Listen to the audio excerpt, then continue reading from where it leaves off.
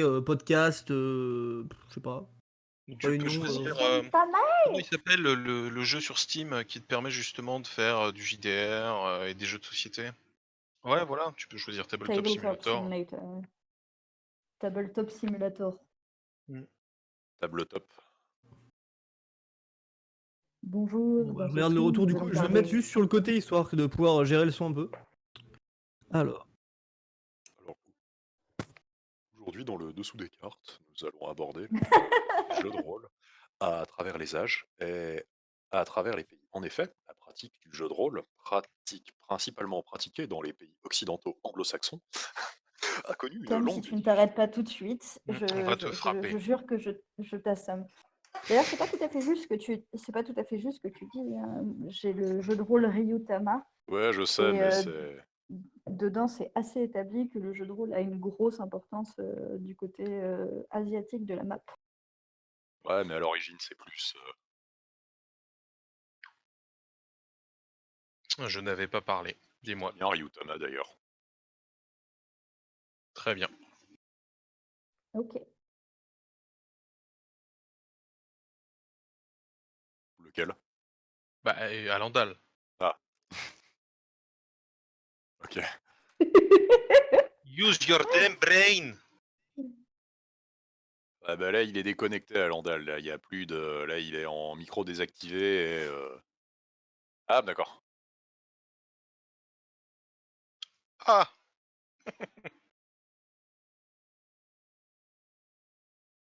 Oh, c'est magnifique cette image.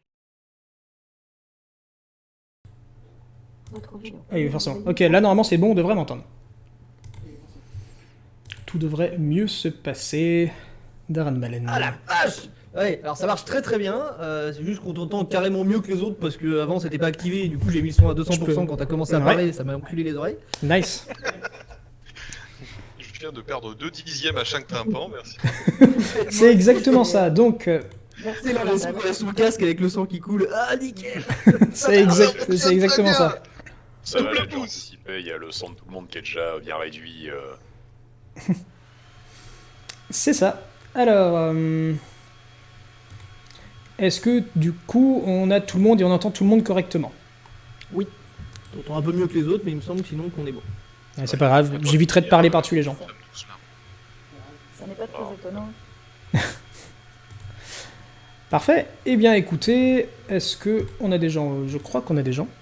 Donc ça a l'air d'être bon. Non, je vais pas éteindre mon moniteur. Voilà. Nous disions donc bienvenue à tout le monde et surtout à vous tous. Merci de vous être joints à moi. Merci à toi Salut, de ça nous me avoir Salut à invités. toi. Exactement. Donc le principe de la session d'aujourd'hui, qui est, rappelons-le, à l'origine un atelier pour les scouts, donc les éclaireurs alpins, dans le cadre de notre programme de confinement, parce qu'il faut bien maintenir des activités scouts. Et ils nous ont demandé de parler de jeux de rôle, et plus particulièrement, il y a un éclaireur qui nous disait qu'il voulait tenter de se mettre au jeu de rôle en tant que maître de jeu. Et il avait l'air un peu incertain de ce qu'il fallait faire, il savait pas trop par quel bout aborder la chose, donc l'idée c'est de prendre ce temps de discussion pour partager une expérience et essayer de lui donner des pistes pour commencer à résoudre la question. J'en profite pour dire s'il y a des éclairs du coup sur le stream, déjà, salut. Et d'autre part, si vous avez des questions, des réflexions, pour vous, pour n'importe qui d'autre, mettez-les dans le chat écrit de Twitch et on vous répondra autant que faire se peut dans la mesure de nos compétences, parfois inexistantes, mais parfois existantes. Mais bon, si les gens sont là, c'est que c'est pas inexistant, globalement. On va d'abord commencer par présenter, tant qu'à faire, les gens qui sont sur ce stream, donc les gens qui sont avec moi en vocal, puisque nous sommes, nous sommes 6, si je ne me trompe pas, si on a bien notre estimé roi du Bayou avec nous. 5, pardon. Et on va commencer dans l'ordre non alphabétique. Voilà. Je fais un G-son moi principalement pour l'instant. Très bien. Et ben l'ingé son va commencer par se présenter avant de retourner à ses balances, s'il te plaît. Peux-tu donc décliner pour les éclairs et autres qui nous regardent qui tu es, donc ton nom ou ton pseudo, ton expérience de rôliste et ton système de jeu préféré spécifiquement en tant que MJ. Alors, donc moi c'est Alandal, en pseudo, hein, je m'appelle pas comme ça dans la vraie vie. J'ai commencé mon expérience de rôliste sur Donjon Nullbuck, en tant que joueur.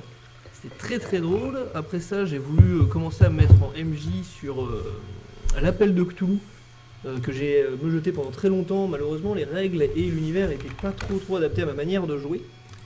Ce qui a fait que je me suis très vite tourné vers Warhammer, qui est bien plus dans une manière, disons, classique de jouer, un peu moins de narratif et beaucoup plus basé sur les dés. Ça peut plaire à certains, ça peut déplaire à d'autres. Et donc pour l'instant, c'est ce que je fais principalement.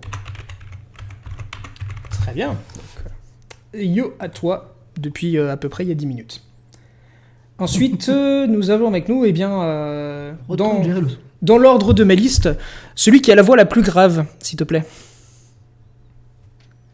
Salut, je suis l'homme à la voix grave. Alors, quant à moi, Forkelson, je suis Forkelson. En tant qu'expérience de rôliste, j'ai commencé à jouer au jeu de rôle, il me semble, je devais avoir 14 ans, encore au collège, il y a bien longtemps de cela. J'avais commencé à jouer sur essentiellement Warhammer Battle, donc le jeu de rôle. J'étais grand fan du jeu de figurines, ce qui fait que je me suis passé là-dessus. Un peu joué à Dark Heresy avec les amis à l'époque, puis au bout d'un moment on est passé sur du Donjons et Dragons V4, c'était la V4 de Donjons et Dragons, lycée, que j'ai profondément détesté et haï, et bon je jouais parce que ça était surtout pour voir les amis, et après ça j'ai eu un moment où j'ai arrêté de jouer. J'ai repris quelques années plus tard, j'étais plus tard à la fac, sur du Warhammer 40 000 et un petit peu de Warhammer Battle, et essentiellement avec plus tard les parties de l'anneau unique proposées par Romain. En ce qui concerne le système de jeu que j'ai préféré en termes de jetage, j'ai essentiellement fait quelques one-shots pour le moment, principalement sur principalement sur du Warhammer 40 Dark Heresy, un peu sur Deadland et aussi sur des Genesis, mais le système de jeu que je préfère pour le moment est de loin celui de MJ et celui de Genesis, en partie parce que l'univers me parle beaucoup et que le système de règles me convient. Il est assez facile, il est assez rapide à prendre en main, plutôt réaliste et permet pas mal de possibilités. Merci à toi. Pourra-t-on ensuite avoir une présentation de la part de notre camarade Thraknar? Mais tout à fait. Donc je me présente, je ne m'appelle pas Henri. Je m'appelle Jean-Baptiste ou Thraknar, donc pour les intimes. En termes d'expérience, je joue depuis maintenant très longtemps, puisque il y a plus d'une dizaine d'années, j'ai découvert le jeu de rôle via Palladium, qui est un jeu qui n'est pas très joué en France, qui était à l'époque un concurrent de Donjons et Dragons. Intéressant dans le fait c'est l'un des premiers jeux dans lequel on pouvait jouer les classes de monstres, ce qui est aujourd'hui une chose commune. Je joue depuis près de 10 ans sur une campagne de Donjons et Dragons 3.5 qui avance bon train. Mais j'ai également eu la chance de participer à des parties d'univers très variés, allant de Terra, en passant par Dark Heresy, Cthulhu, vraiment un peu de tout, mais ainsi que des jeux très particuliers comme par exemple Everyone is John, dont on aura certainement l'occasion de parler tout à l'heure. En termes d'expérience de GM, je travaille essentiellement sur un monde personnel avec des amis en physique. Donc c'est un univers que j'ai créé et qui tire ses sources de plusieurs éléments. Et en termes de système de jeu préféré, je trouve que c'est une question assez complexe, car pour moi, il n'y a pas de système de jeu parfait. Je rêve d'un système où il n'y aura plus besoin de jeter des dés et on pourra tout faire en roleplay. Mais voilà, ça me concerne, on va dire, en termes de choix. Certaines personnes apprécient les jets de dés, mais en l'occurrence, je sais apprécier en termes de système de jeu les points forts et les inconvénients de chacun de ceux que j'ai pu tester. Voilà. Parlons de jeux sans jet de dés, t'ai-je déjà parlé du projet Odyssée? N'est-ce pas? Plus sérieusement, merci à toi, et du coup, Tali, pourras-tu te présenter, afin de garder le meilleur pour la fin? Oh, c'est gentil. Mais c'est vrai. Bonjour, bonjour. Moi, c'est effectivement Thalie. Je ne suis pas celle à la voix la plus grave. Désolée. Pour me présenter rapidement sur le roleplay, moi, ça fait pas si longtemps que je fais du roleplay. J'en dois en faire depuis 7 ans, depuis 17 ans. J'ai découvert ça à l'université avec un MJ qui me jette du mage. J'ai ensuite fait du vampire, du Cthulhu, du Terra Incognita. Je suis aujourd'hui sur du Seigneur des Anneaux. J'ai fait des petits jeux qui sont parfois connus, parfois moins, notamment un jeu de rôle avec un de mes MJ préférés qui s'appelle Rushmore, que je conseille et déconseille à la fois. Et globalement, j'ai une expérience du jeu de rôle qui est très narrativiste, dans lesquels je suis très versée dans des systèmes qui utilisent peu de jet de dés et qui sont vachement basés sur ce que les joueurs sont capables de raconter et comment ils sont capables d'interagir avec ce que propose le MJ. Mais du coup, ce qui me rend un petit peu nouvelle pour tout ce qui est ultra simulationniste, avec des jets de dés de partout que je connais beaucoup moins. Sur la partie jeu de rôle préféré, je suis un peu comme Tracknall. Je suis pas convaincue qu'il existe un système de jeu qui me convienne parfaitement. D'ailleurs, j'ai souvent tendance à laisser de côté mes systèmes de jeu quand je meuge pour si jamais mes joueurs sont excellentissimes dans ce qu'ils me racontent. J'ai très souvent abandonné des jets de dés en me disant non mais là c'est beaucoup trop bon ce qui se passe. Et je tâtonne encore en essayant de faire le plus de jeux de rôle possible pour essayer de voir si il existe un système de jeu qui pourrait me permettre de m'éclater. Mais ça dépend énormément de ce que les gens recherchent. Très bien, merci. Et du coup, pour ma part, donc moi, je vais être l'hôte de cette table ronde. Donc, je suis sur ce stream le haut druide. Et pour ceux d'entre vous qui venaient des scouts, vous me connaissez sous le nom de Menkib. Et plein d'autres surnoms selon là d'où vous me connaissez. Moi, mon expérience de rôliste, elle a commencé comme la plupart des gens quand j'étais adolescent, et sur De l'appel de Cthulhu, qui est l'un des jeux les plus punitifs que je connaisse. Donc j'ai appris très vite à saigner, et à mourir, et à devenir fou, avant de me rendre compte qu'on pouvait aussi avoir de bonnes expériences dans le jeu de rôle. Et je suis très vite passé de l'autre côté de la table, puisque je préfère maîtriser de manière générale, donc être animateur, maître de jeu, que être joueur, pour plein de raisons, particulièrement le fait que je suis pénible en tant que joueur, parce que j'aime bien des choses très précises, et il n'y a pas beaucoup de MJ qui veulent ou peuvent me les donner. Mais ce que j'ai tendance à considérer, c'est que la question est moins le système dans lequel je joue que l'esthétique de jeu. Et à partir du moment où j'ai une esthétique de jeu qui me convient, j'adapte un système. Donc je joue très rarement, voire jamais, avec le système de base du jeu. Parce que j'aime pas les calculs. D'une part parce que j'y suis mauvais, d'autre part parce que je trouve que ça rompt la narration.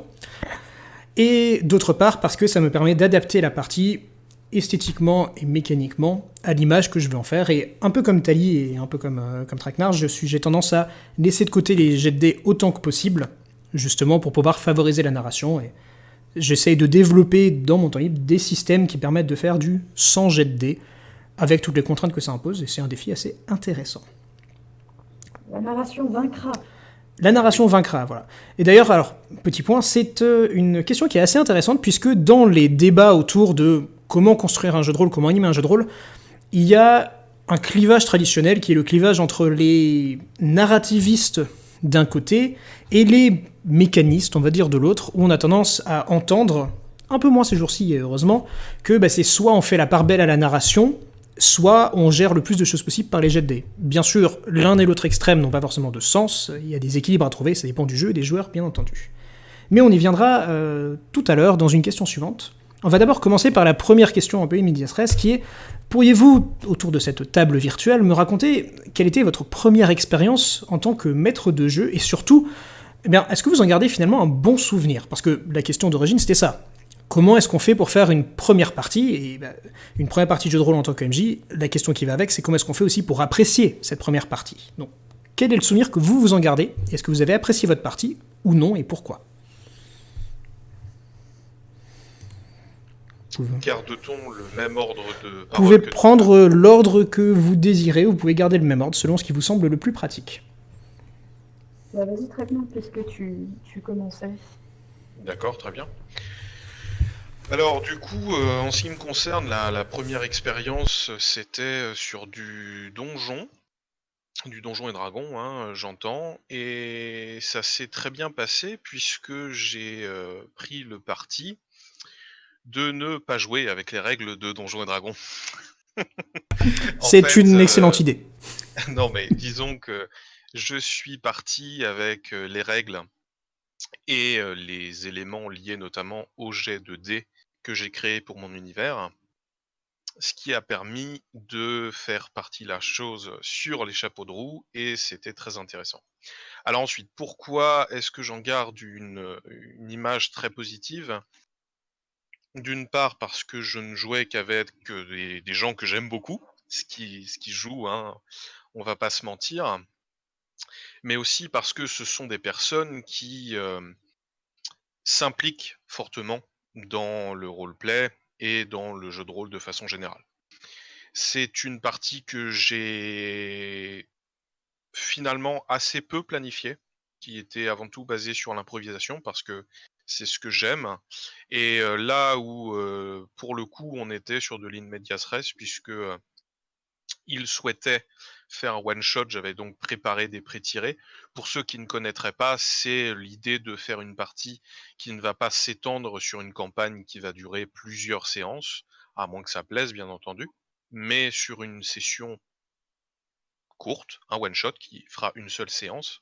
Et l'idée des pré-tirés, c'est que on va donner à ces joueurs des personnages déjà créés par vous ou alors qui viennent éventuellement d'un livre de règles et ces personnages ont déjà un background. L'intérêt, c'est que j'ai pu, Je avec me permets de les joueurs. t'interrompre. Peux-tu préciser pour Oui, ceux qui ne sauraient pas ce que c'est qu'un background parce qu'ils n'ont jamais fait de JDR, ce que c'est? oui, j'y venais justement. C'est donc le background, c'est l'histoire de vos personnages. C'est ce qui va les caractériser. Ça peut être le but, la raison pour laquelle ils sont là, mais de façon générale, c'est leur histoire. Le fait étant qu'en l'occurrence, j'avais pu discuter avec mes joueurs de ce qu'ils voulaient jouer, de ce qu'ils voulaient comme background, et donc de leur préparer des personnages en adéquation avec leurs désirs. À partir de ce moment-là, donc, on a pu partir, ils connaissaient leur background, et on a démarré, et c'était ce qui était assez génial, et on aura certainement l'occasion d'en parler tout à l'heure, et c'est pour ça que j'aime l'improvisation par rapport à la surplanification, c'est que vos joueurs, vous le verrez très vite si vous me jetez, ne font que très rarement ce que vous vous attendez, ou du moins à ce que vous avez prévu. Tu peux remplacer très rarement par jamais. Jamais. Ouais. Et savoir improviser rend des choses assez incroyables, comme faire en sorte qu'un groupe de joueurs de niveau 1 aille enquêter dans un marais où ils trouvent un repère de sea hag, et donc de sorcières des marais. Si pour ceux qui ont joué à The Witcher, on s'assimile plus ou moins à de la sorcière qui vole des enfants et les mange. Bleh. Donc, et les joueurs qui Chez aiment moi, on ça, appelle ça un mardi. Hein. non mais tu leur fais Les comprendre brûle. qu'il faut pas y aller. Mais si, on est loyal, bon, on y va. Mais bon, c'était donc j'en garde un très bon souvenir parce que la petite quête qui aurait dû se faire gentiment pour leur faire découvrir l'univers et a fini dans un bordel pas possible et c'était assez incroyable. Ils s'en sont réchappés pour la plupart. Donc j'en garde un bon souvenir, eux aussi, si bien qu'on a continué de jouer sur cette partie avec ces personnages-là et nous sommes aujourd'hui, bien plus loin avec des personnages non joueurs insupportables, qui les suivent. Enfin, c'est beaucoup à dire, mais donc voilà, en ce qui me concerne, j'en garde un très bon souvenir. Merci. Quelqu'un veut-il prendre la parole ensuite? Tali, peut-être? Bah écoute, avec plaisir. Pour ma part, ma première partie, elle s'est faite notamment avec une des personnes qui est en vocal, là, maintenant, tout de suite, avec 2 personnes. J'étais MJ sur du Terra Incognita. C'est un jeu de rôle français qui se passe dans un univers uchronique XVIIIe siècle, début du XVIIIe siècle. Louis XIV n'est jamais mort. C'est un jeu que je connaissais en tant que joueuse et que je voulais essayer en tant que MJ. Et j'ai eu l'opportunité de jouer avec des prêts tirés, comme l'a expliqué Traquenard, et avec des gens que je ne connaissais absolument pas, sauf une personne. Et il se trouve que j'en garde une image très, très stressée et à la fois très agréable. Très stressée parce que j'ai énormément, entre guillemets, révisé l'univers, les règles. Je me suis mis une pression intense parce que c'était ma première partie. Je, je ne savais pas exactement où allaient aller mes joueurs. J'avais quasiment fait des lignes de code pour mon scénario. Donc, c'était if ils font ceci, alors nanana. C'était terrible. Et en fait, une fois que la partie s'est lancée, j'ai eu plus de fluidité, j'ai réussi à trouver un meilleur équilibre au bout d'une trentaine de minutes et c'était beaucoup plus agréable. Et j'ai découvert assez rapidement que la préparation d'une session de JDR, là je l'ai découvert assez brutalement pour ma première session, ne se passait pas à essayer de tout maîtriser. Donc pareil que toi, hein, Traquenard, mais qu'il s'agissait en fait plus de connaître un univers et d'être capable au maximum de répondre aux questions des joueurs, de leur donner une certaine latitude tout en étant capable de les encadrer au maximum.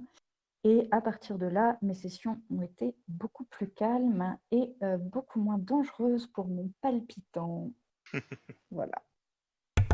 C'était une très très bonne session et je remercie énormément les joueurs qui étaient là ce jour-là parce qu'ils ont dû faire du jeu de rôle avec une MJ qui était basiquement en train de faire alors, comment dire, alors vous faites ça et il se passe ça. Sans compter qu'il y avait une contrainte supplémentaire puisque la partie en question était enregistrée en vidéo à des fins de recherche. Tout à fait.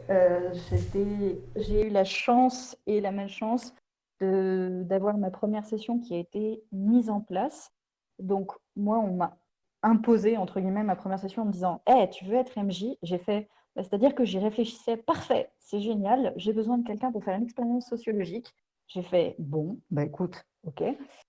Ça rajoute du stress, mais au final, oui, c'est ça. Mais ça rajoute du stress, mais au final, ça s'est très très bien passé.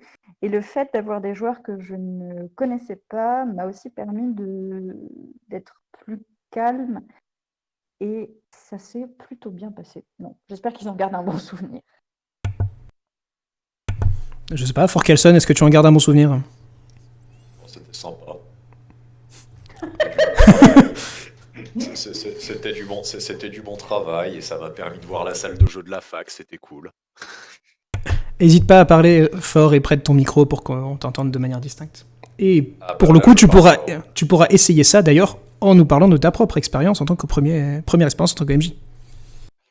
Alors, ma première expérience en tant que MJ, bien, ça date du lycée. Je sais plus si je crois que j'étais en première ou en terminale. Quoi, il y a au moins en 2010, 2011 ou 2012. C'était enfin avec quelques potes du lycée où je jouais déjà au jeu de rôle depuis quelques années. Ils avaient jamais testé. Ils étaient intéressés par l'univers de 40 000, donc du coup je leur avais proposé. Je me rappelle bien c'était le scénario d'introduction du livre de base de Warhammer 40 000 Dark Heresy que j'avais déjà fait en tant que joueur. Mais là, bon, je le propose en tant qu'MJ. Globalement, la partie s'était plutôt bien passée. Bon, le truc qui a été laborieux, ça a été je les ai pas fait jouer avec des prêts tirés, donc j'ai créé tous les personnages avant de lancer la partie, ce qui a été plutôt long, laborieux et assez chiant. Parce que préparer des feuilles personnages, préparer 4 feuilles perso en le plus rapidement possible en peu de temps, c'est pas une expérience que je recommande, c'est pas une expérience que je recommande à qui que ce soit. C'est mieux idéalement d'étaler ça sur, plus de temps, bon, ce qui est très pratique avec les moyens de communication, modernes. Mais globalement, oui, la session s'est bien passée. Le seul truc qui était un peu particulier, c'est qu'effectivement, j'avais l'habitude de jouer à du jeu de rôle. Je connaissais un plus les limites, ou les libertés, disponibles. Là où eux n'étaient pas vraiment au courant, bon, ce qui a fait qu'il leur a fallu un peu de temps pour se roder et se lancer, mais globalement l'expérience, s'est plutôt bien passée. Sur les quelques one shots que j'ai pu faire par la suite, il y a pas eu de problème, ça s'est bien passé. Et pour la campagne que j'ai lancée, récemment, pas de soucis, ça prend bien et c'est plutôt amusant. Donc, globalement, je dirais bonne expérience de mon point de vue. Après, j'ai pas été trop soumis aux questions de stress, ou autres, enfin, vu que globalement, je fais attention à ne jouer qu'avec des gens, en qui que je connais. Ce qui limite pas mal la donne, même si je ne vais pas nier que de temps en temps, c'est assez stressant à gérer comme situation, mais globalement, j'en tire beaucoup plus d'amusement que de stress, donc bonne expérience. Merci. Alandal, qu'en est-il pour toi?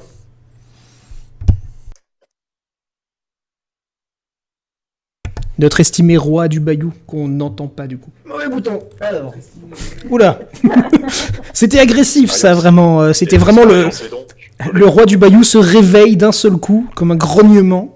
Faites un jet de charisme pour résister. Du mauvais le bouton. truc. Alors, la première partie, du coup, j'avais fait de l'appel de Cthulhu avec un petit groupe. On devait être 3 ou 4. Enfin, 4 avec moi et 3 avec. Si on compte que les joueurs. Ça s'était très très bien passé. C'est juste que on avait un super pouvoir et un super joker qui est vachement pratique en partie de jeu de rôle quand on est jeune. Ce qui s'appelle l'alcool. Ce qui fait que, Oh mon Dieu. bizarrement. Alors, rappelons-le à toute fin utile, il y a a priori dans les gens qui nous regardent des gens qui sont mineurs. Très personnellement, je vous recommande très fortement, de manière générale, d'éviter l'abus d'alcool, mais particulièrement dans un contexte de JDR, parce que ça dégénérera très vite, vous allez vite le voir. Voilà, donc Une petite effectivement, bière, l'avantage que ça, c'est que ça permet de combler complètement le problème de blanc, ça permet de combler les manques d'imagination, ça permet de faire des impros sur le qui-vive. Par contre, très très vite, et surtout le lendemain matin, tu te rends compte que ton scénar est parti n'importe où, que t'as aucune idée de ce qu'ont fait tes joueurs, et que c'est un peu compliqué de suivre sur, on va dire, plusieurs parties. Ceci est un message du ministère de la Santé. Mais sinon, c'était très très bien et très très drôle. Le problème que j'ai le problème que j'avais eu surtout avec ma première partie, c'est que évidemment, vu que tu commences, que tu sais pas encore trop faire, t'as beaucoup de problèmes à savoir gérer les imprévus et à savoir gérer les blancs ou au moment où tu te dis attends, donc là ils sont arrivés à ce moment-là dans mon scénario, il doit se passer ça, il doit se passer ça. Comment je le organise, comment je le précise. Ce qui vient avec de nombreuses parties, ça c'est de l'éloquence, dirons-nous. Mais sinon, ça finit par se régler. Mais Il y a une part, je pense qu'il y a une part d'adaptation aussi, dans le fait au bout d'un moment, quand tu fais suffisamment de parties, tu sais commences que à avoir le l'habitude. scénario est là comme un guide et pas comme un élément que tu dois suivre à la lettre.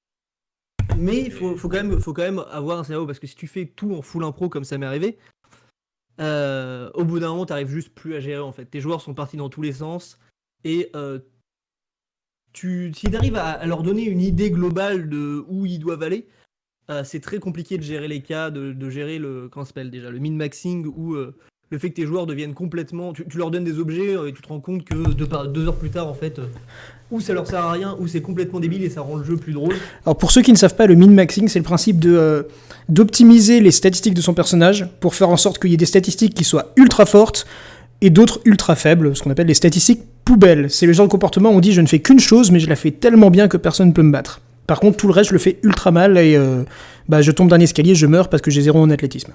Pour vous donner une situation, lors de ma première partie, j'avais mis comme problème simple à mes joueurs, que ils avaient perdu leur clé de voiture, ils s'étaient fait voler leurs affaires, et ils devaient donc trouver un autre moyen de transport. Le problème, c'est que parmi le groupe, il y en avait un qui était un mécano, donc il savait démarrer sans clé, ça faisait partie de ses compétences, donc jusque-là, pas de problème, et un autre qui avait des stats tellement élevés en force qu'il a juste arraché la portière.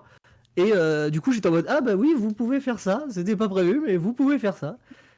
Et c'est ce genre de situation qui vous fait bon bah faut que je revoie mon scénario parce qu'ils n'étaient pas censés pouvoir faire ça. De manière générale, j'aurais tendance à recouper un peu ce que disent mes compagnons ici présents, c'est que on peut tout à fait faire une session sans scénario, mais on peut pas faire de session de jeu de rôle sans la maîtrise de quelque chose. Soit on maîtrise son univers sur le bout des doigts suffisamment pour gérer le fait que les joueurs aillent n'importe où, et pour pouvoir savoir que là où ils vont, on a une idée de ce sur quoi ils peuvent tomber, donc de créer du contenu narratif. Soit effectivement, on met des contraintes plus ou moins larges selon ce qu'on maîtrise, pour, dans le cadre de cette contrainte, être capable de faire des choses. Si je peux rebondir là-dessus, je pense que tu as effectivement raison sur la maîtrise de l'univers. Et moi, ça m'est souvent arrivé dans mes jeux de rôle de commencer avec un scénario, de finir avec quelque chose d'autre, parce que au cours des séances que j'avais faites et aussi au cours de ce qui s'était passé dans le scénario, ma connaissance de l'univers m'avait dit « Tiens, ce serait marrant si je pouvais rajouter ça ». Et au final, le scénario ressemblait à un millefeuille. Il y avait plein de choses qui étaient plus des découvertes de l'univers un peu partout, plutôt que réellement un scénario très droit. Et ça a plutôt bien marché. Après, je pense que ça dépend aussi des joueurs. Mais effectivement, ne jamais se lancer en full impro, mais au moins avoir une connaissance de l'univers qui puisse permettre de répondre à toutes les questions. Effectivement. Et du coup, eh bien, pour ma part, ma première expérience de jeu de rôle, je ne saurais pas vous dire dans quel système c'était. Tout simplement parce que je me souviens qu'elle a eu lieu quand j'étais au lycée, donc avec des amis à moi, et je me souviens que c'était complètement improvisé. On était parti d'une histoire qu'on avait trouvée dans une série de bouquins qu'on aimait bien, donc les séries des Draenei de David Gemmell, et on s'était dit, tiens, on va faire rejouer ces événements-là, et on va donner les persos, on va donner dross à un joueur, on va donner des cadeaux, on va faire des stats complètement bidouillées qui n'avaient aucun sens et étaient absolument pas optimisées, mais qui étaient complètement pétés. Et on s'est dit, bon, on va prendre un événement, allez, la place de Skell, et vous jouez tous ces personnages-là, et puis on va faire un combat ultra épique. Et très rapidement, je m'étais rendu compte d'un truc, c'était que, soit le système de jet de dés me gênait parce que ça brisait complètement le flow de ma narration, soit ma narration était complètement hors de propos parce que derrière les jets de dés suivaient pas et que je peux lui dire que c'est le plus grand guerrier de tous les temps, s'il s'est pris 3 flèches dans l'œil, c'est plus le plus grand guerrier de tous les temps, du coup, c'est le plus grand guerrier des temps passés. Donc ça marchait pas très bien. Et j'en ai gardé une expérience qui était, on va déjà faire la deuxième partie de jeu de rôle avec un univers existant et avec des règles existantes sur lesquelles on va pouvoir travailler et à partir de là commencer à travailler. J'ai fait sur l'appel de Cthulhu, qui était à la fois une très bonne idée et une très mauvaise idée, parce que je me suis beaucoup amusé et mes joueurs ont beaucoup souffert. Et depuis, j'ai fait majoritairement du jeu de rôle. Mais j'en garde globalement un bon souvenir de cette première partie. Cela dit, j'appellerais moins ça une session de jeu de rôle au sens traditionnel du terme, que vraiment une session de théâtre d'improvisation avec des dés jetés dedans. Ce qui a aussi en partie déterminé mon style, parce que c'est aussi là que je me suis rendu compte que je préférais vraiment la narration, et que je préférais de l'improvisation et de l'adaptation stylistique et vocale, plutôt que faire un jet de dés qui déterminait. Encore aujourd'hui, mes joueurs pourront généralement en témoigner, lorsque je demande un jet de dés, je ne fais pas que donner le résultat, j'essaie de lui donner un style ou une atmosphère qui s'intègre dans la narration, et pas juste je te donne une information. Cela dit, et bien que nous soyons, je pense pour la plupart ici, narrativiste, le jet de dés n'est pas une mauvaise chose en soi. Il ne faut pas prendre forcément tout ce que l'on dit comme une attaque envers les jets de dés, qui ont également de l'intérêt, et surtout, vous pourrez rencontrer et tomber sur des joueurs, mais on aura peut-être l'occasion tout à l'heure de parler des différents types de joueurs, puisque pour moi, l'essentiel, si vous devez me jeter, et notamment si vous ne connaissez pas les gens, c'est d'en parler avec eux pour savoir ce qu'ils veulent, aussi bien au niveau de l'univers que du style de jeu. Mais Exactement. En l'occurrence, certaines personnes aiment les jets de dés, et aiment jeter des dés.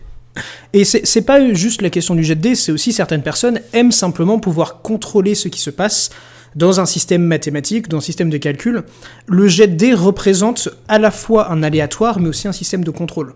Et donc, être à l'écoute de ces joueurs pour savoir avant la partie ce qu'ils veulent, c'est très important, mais je tempérerai ce que disait notre ami ici, c'est qu'il faut aussi que vos joueurs sachent ce que vous voulez faire, parce qu'une partie, ce n'est pas juste le MJ qui se met au service de ses joueurs.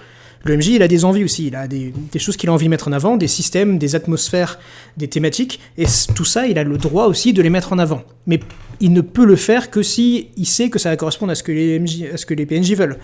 à ce que les PJ veulent, pardon. Si moi je veux faire une campagne d'horreur où tout le monde veut devenir fou et qu'en face mes joueurs ils veulent faire ce qu'on appelle du PMT, du porte monstre trésor, donc j'avance, j'ouvre une porte, je tue un monstre, je prends le trésor, je recommence, on risque d'avoir un différent et un problème de thème et d'envie. Et du coup, ce que je vais leur proposer va probablement pas correspondre à ce dont ils ont envie.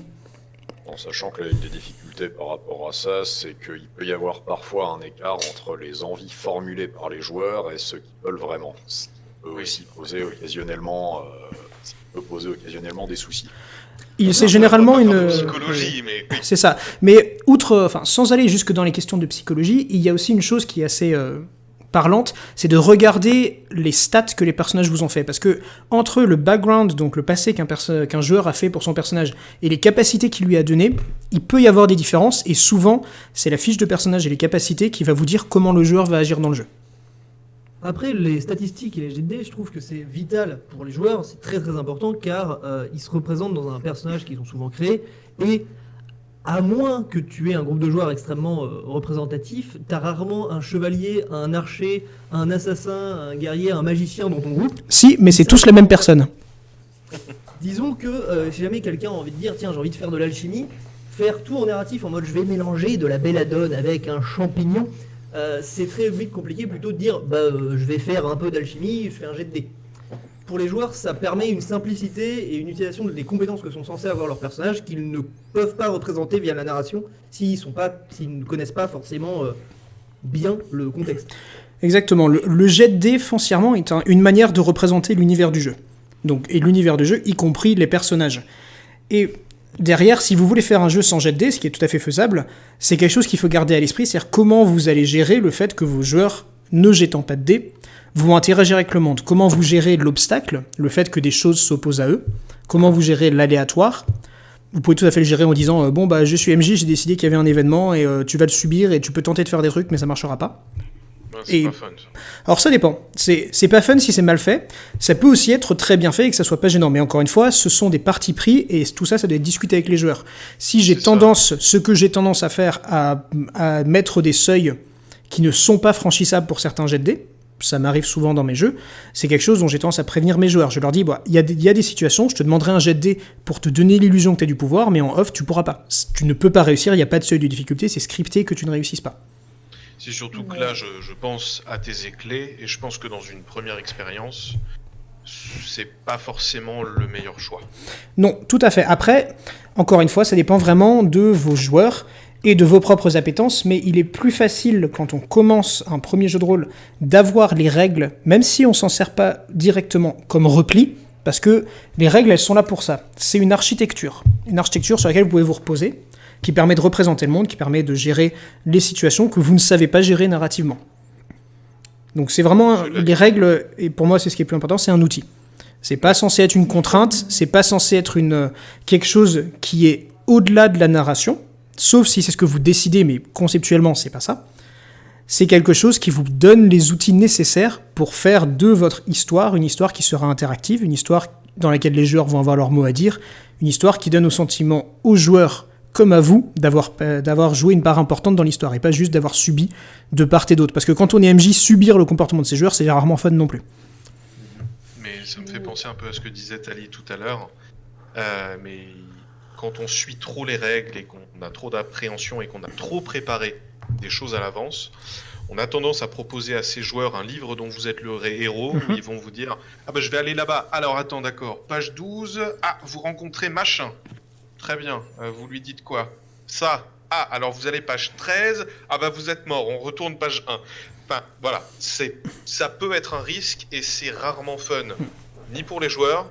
Pour vous, c'est ce que vous avez préparé, mais eux, ils s'amuseront pas. Après, ça dépend aussi, puisqu'il y a des jeux de rôle, et je pense notamment à certaines versions de Donjons & Dragons, par exemple, où le maître du jeu n'est pas un narrateur. Le maître du jeu est le maître du jeu au sens des règles. Et dans ce cas, ça sera ça qui sera demandé. C'est-à-dire que le maître du jeu n'est pas là pour créer de la narration, ou pour animer. Le maître du jeu est là juste pour donner les règles aux joueurs et vérifier que les règles soient respectées, et toute la narration, elle est dans les manuels. Et ça, ça peut tout à fait arriver, mais... C'est particulier. Aussi, dans Donjons & Dragons, le Game Master a aussi le rôle, parfois, de l'antagoniste, puisque c'est le maître du donjon qui va gérer les trappes, qui va gérer tout, et justement... Les trappes étant les pièges. campagnes sont conçues pour qu'il y ait du mind game entre les joueurs et le MJ, et ça fait partie des donjons selon moi les plus intéressants, parce que justement on n'est pas sur du j'ouvre une porte, bim, je me bats, bon j'ai mon XP, mon trésor. Vous savez qu'il y a quelque chose, à vous de le trouver, et si vous ne le trouvez pas, soit vous n'allez pas pouvoir avancer plus loin dans l'intrigue, soit simplement pour le coup vous allez perdre votre personnage. Mais bon. Tout à fait. Il y a quelque chose que je voulais relever aussi, c'est parce qu'on parlait d'aléatoire tout à l'heure, et je pense qu'on a beaucoup parlé de l'importance des règles pour guider les joueurs, etc. Mais il existe aussi une chose auquel on doit penser et qui est assez intéressante, c'est que le dé peut aussi remettre quelque chose de très naturel qui, avec la narration, n'est pas forcément là. C'est l'échec, le hasard et l'aléatoire. Et ça, c'est très très naturel dans la vie de tous les jours, de rater quelque chose, même si on a toutes les compétences pour. Et c'est quelque chose dont, quand on fait une première partie ou une deuxième, ou même des parties bien plus loin, qui va toujours d'ailleurs rester généralement, c'est « Ah, j'ai fait un très mauvais jet de dés, du coup je me suis cassé la gueule alors que j'ai plein de compétences. » Et moi j'ai tendance à le garder, et aussi pour ça, c'est pour dire à mes joueurs, vous pouvez avoir maxé vos compétences, vous pouvez avoir fait plein de choses, vous pouvez vous représenter votre personnage comme étant le meilleur de tous les meilleurs, mais gardez à l'esprit que vous êtes quand même dans une histoire qui obéit à des lois, je ne dirais pas naturelles, mais qui se veut un peu plus naturelle, et vous ne pourrez pas toujours tout résoudre à base de chiffres. Après, on l'a tous dit, et je pense que c'est quelque chose qu'il faut vraiment insister si vous commencez le jeu de rôle. Parlez à vos joueurs, parlez de ce dont vous avez envie. Certains joueurs vous diront qu'ils ont envie de ça, d'autres non. Et le hasard, ça aussi, c'est une chose que vous devez prendre en compte. Il y a des joueurs qui ne voudront pas de hasard, il y a des joueurs qui voudront effectivement tout contrôler. Et il y a aussi des règles et des jets de dés à penser. Il y a des jets de dés qui permettent du hasard, d'autres beaucoup moins. Il y a des règles qui permettent du hasard, d'autres beaucoup moins. Donc, renseignez-vous au maximum sur les univers et les systèmes qui vous intéressent. Et allez-y en ayant conscience de ce que vous avez envie de donner comme expérience. Quelle est l'expérience que vous avez envie que vos joueurs aient, et qu'est-ce que vous êtes capable aussi, pensez à ce dont vous êtes capable de donner comme expérience.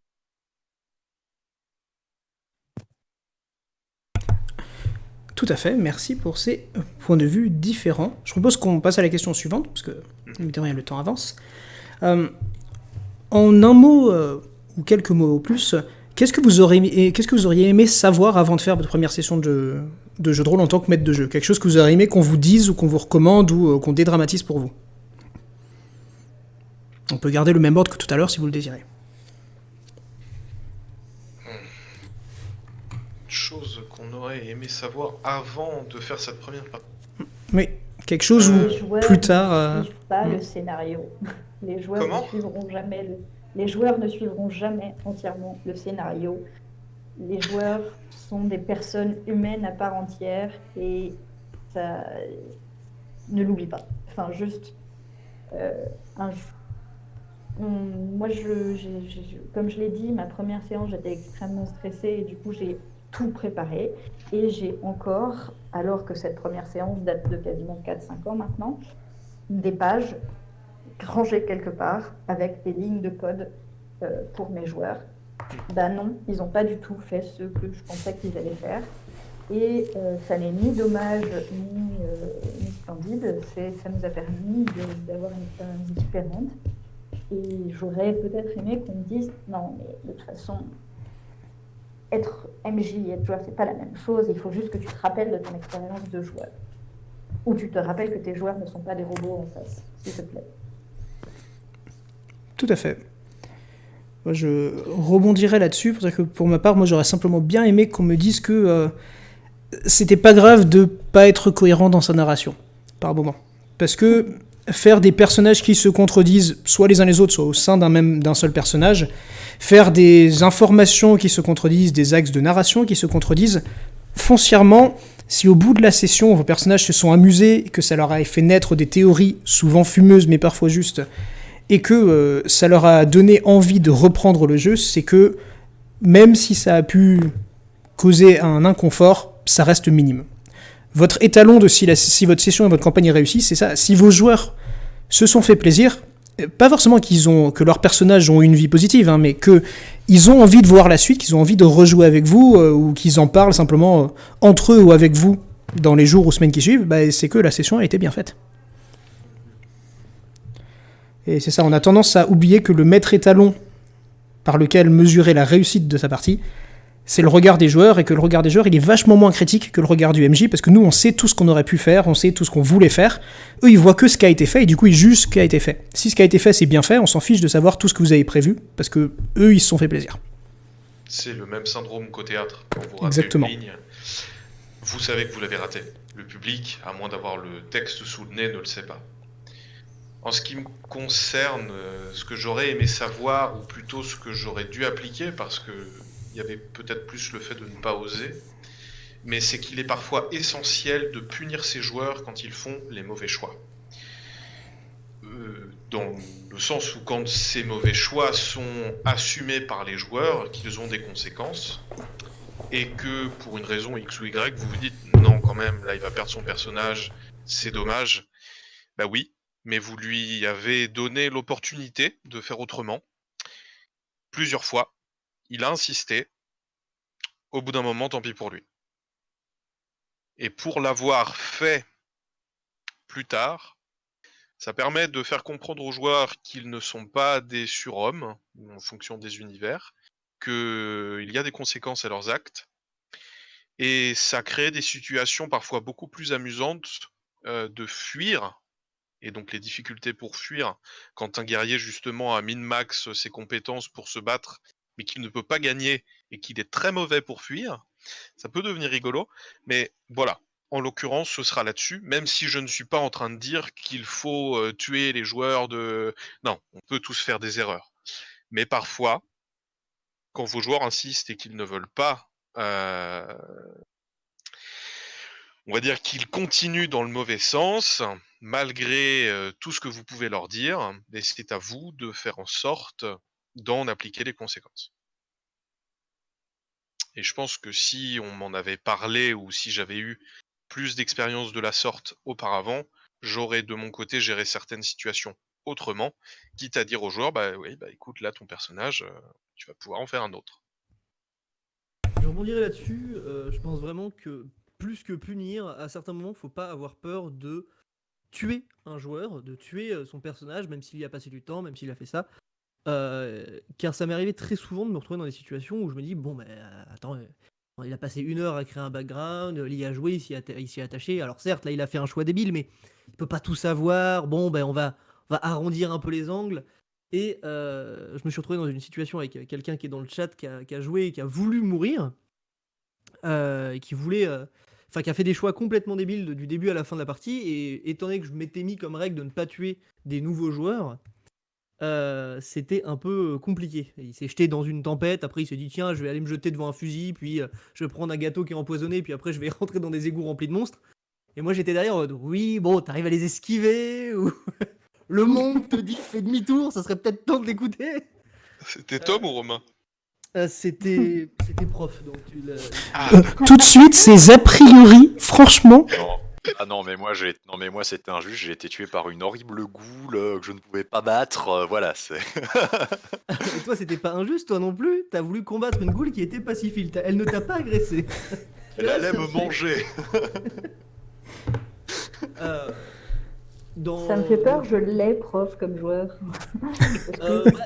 Non, d'habitude, il est calme, mais des fois, il a des idées très cons. Des fois, il se prend une idée, il fait allez, on y va jusqu'au bout. Ça, oui, c'est un petit point de détail. Nous sommes tous joueurs des campagnes les uns des autres, parce qu'on fait tous partie de la même communauté de joueurs. Voilà. Et du coup, on expérimente les uns sur les autres, et souvent, ça donne des trucs drôles. On se Du suit coup, mutuellement. faut pas hésiter à tuer les joueurs, parce que moi j'ai 2 faiblesses en termes de MJ, c'est que j'ai du mal à tuer mes joueurs, même s'ils me diront c'est pas vrai, tu nous élimines. Oui, bah je vous élimine après que vous ayez tenté de faire un 1v1 contre un dragon avec une arme, c'était une fourchette, Une cuillère en bois. une cuillère en bois. Et le problème que j'ai beaucoup, c'est le min-max, du coup, me retrouver avec des personnages qui ont récupéré tellement d'objets et tellement de trucs que j'arrive plus à les gérer, ce qui peut très vite être problématique. Alors pour ça, j'aurais une solution parce que j'ai eu l'occasion d'en parler longuement avec l'un de mes masters sur Donjon 3.5, dans le sens où il y a du power creep dans Donjons et Dragons, hein, on le sait. Alors le power creep, c'est quoi, hein, pour ceux qui seraient néophytes? C'est quand, bah, par exemple, ne serait-ce qu'à partir du niveau 8 sur Donjons et Dragons, vous avez accès à des sorts de niveau 3 comme désintégration, qui disent, bah, si vous prenez le sort et que vous ratez votre jet de sauvegarde, vous êtes mort et on peut pas vous ressusciter. Donc soit vous avez des outils pour vous protéger de ça, soit vous êtes mort. Et ça veut dire que quand vous avez le sort, vous faites la même chose aux ennemis ou aux éventuels PNJ. Donc, pour moi, quand t'es MJ, au bout d'un moment, il faut pas hésiter non plus à imposer des choses. Et c'est comme disait Romain, c'est toi qui as les règles et c'est toi qui parfois peut dire bah non, là ton truc ça passe pas. Bah ouais, mais dans les règles, mais non, tu ne connais pas la CA, la classe d'armure de cette créature et peut-être que ça passe pas. Ou peut-être qu'il a une protection contre tes dégâts de feu. Ou parfois. Ou Il faut peut-être tout simplement que le MJ a décidé qu'il avait des aspects que tu n'as pas besoin, que tu ne connais pas, qui ne sont pas couverts par les règles. C'est typiquement la situation de mais pourquoi ce gobelin-là il a esquivé mon coup de lance alors que il a la même tronche que les autres, mais parce que ce gobelin-là, bah, tous les gobelins sont pas les mêmes. C'est ultra raciste. Il est plus intelligent que ses copains, il est un peu plus astucieux. Il a vu venir ton coup de lance, il l'a esquivé. Mais disons que dans des jeux comme Donjons et Dragons, où c'est écrit noir sur blanc dans les règles que, bah oui, il y a une classe d'armure et que surtout, c'est un jeu où quand tu vas aller jouer dans un salon avec des MJ de Wizard of the Coast, oui, tu peux avoir créé des personnages gros bill. Alors pareil, gros bill pour les néophytes, c'est le personnage justement qui va avoir étudié toutes les règles, tous les éléments, qu'aura mis max au possible, eu les meilleurs équipements pour son niveau, pour dire j'arrive sur une campagne et je serai le meilleur. Quoi qu'il advienne, je serai le meilleur. Même si les gens avec moi ne s'amusent pas, moi je serai bon. Et je vais péter des culs. C'est pas fun, mais ça existe, malheureusement. Et comme je dis, on parlera peut-être des types de joueurs, mais vous aurez l'occasion de constater que tous les joueurs ne veulent pas la même chose, et certaines personnes, malheureusement, ce qu'ils veulent dans un jeu de rôle, bah, c'est optimiser les choses ou aller chercher les failles dans les éléments de règles. Et en effet, soit vous faites en sorte de dire non, ça ne passe pas, soit parfois vous suivez les règles et vous dites bah écoute, oui, il y a une faille à cet endroit-là, donc bah vas-y. Bah, Romain a dit une très bonne chose tout à l'heure que je trouve très juste dans la discussion qu'on a, c'est le MJ est au service des joueurs, mais le MJ n'est pas l'esclave des joueurs. Il est là également pour lui profiter de ce moment et ce n'est parfois pas en ayant un joueur qui lui dit alors là, dans cette règle, à la page 45 et au chapitre machin, non, que lui va prendre son pied et ça n'est juste pas possible. Et pour moi, j'ai même tendance à pas du tout accepter ce genre de comportement autour de ma table. Mais peut-être suis-je un peu extrémiste. C'est surtout que, enfin, c'est généralement dans des jeux qui s'y prêtent et à tout hasard Donjons et Dragons. Tout à fait. Moi, de mon côté, j'ai tendance à considérer qu'à la table, le MJ, mais le maître, est le maître absolu, il est omniscient, il est omnipotent. S'il décide qu'un joueur est foudroyé sur place parce qu'un canapé lit vient de lui tomber dessus de 3500 mètres alors qu'on est dans un univers préhistorique. On appelle ça Dark Souls. C'est ça. Oui, mais enfin, j'ai plutôt tendance à dire justement que même si tu n'es pas là pour te plier au désir de tes joueurs, tu es quand même là pour passer un bon moment et que tout le monde s'amuse. Et que si tu imposes des trucs complètement délirants et pas fun pour les joueurs, bah, c'est ça. À quoi bon jouer? Faites un Monopoly, C'est ce sera tout aussi c'est un dialogue à avoir avec les joueurs, un dialogue à la fois ouvert, avant la partie et après la partie, mais aussi pendant la partie. Il faut être très attentif à comment réagissent vos joueurs.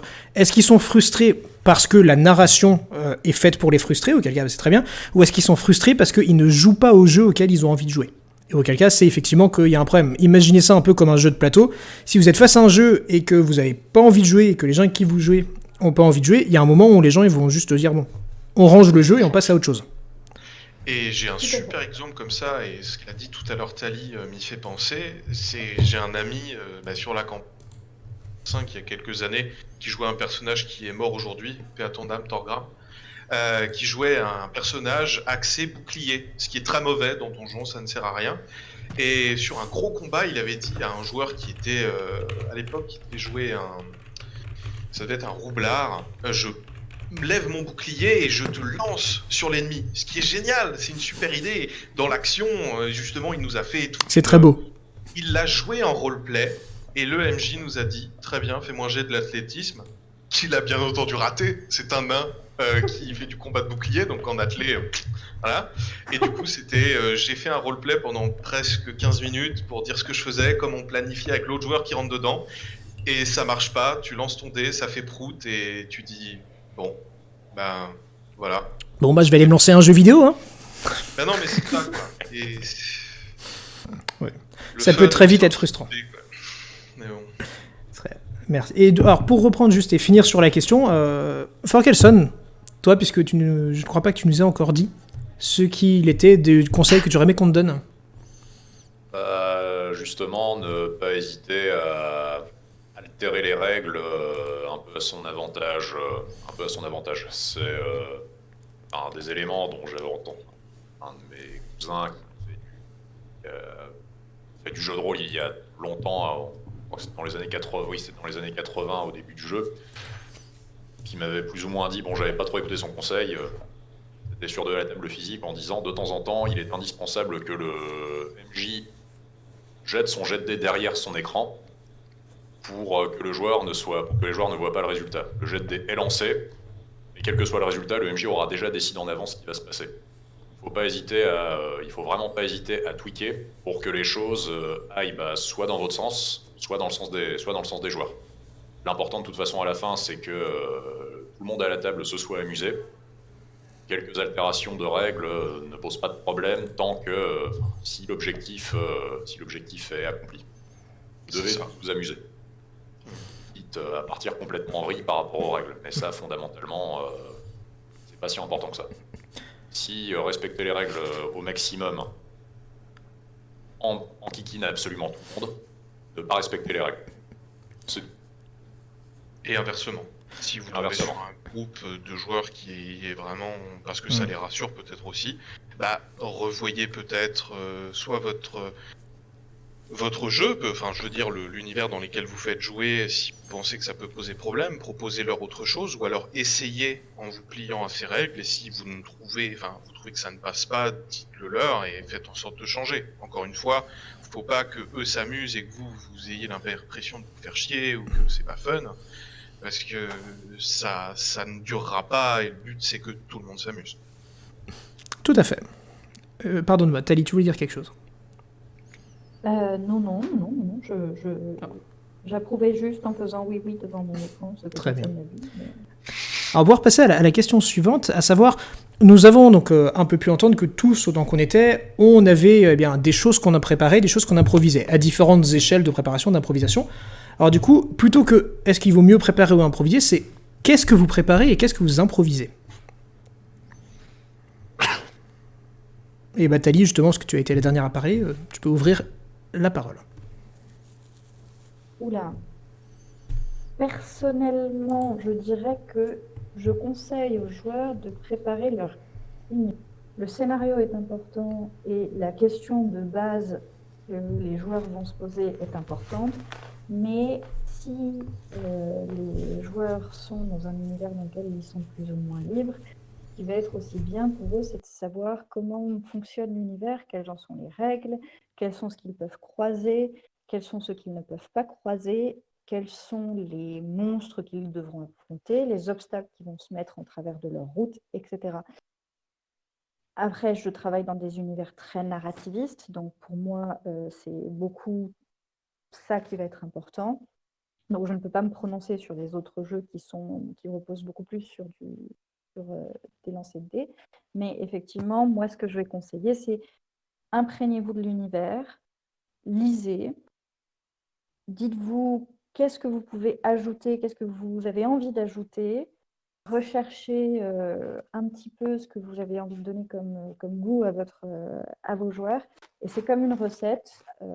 Vous avez rajouté des trucs et à la fin, vous avez normalement un gâteau. Il sera plus ou moins réussi, mais au moins, il y aura tous les éléments dedans pour que vos joueurs aient une bonne expérience.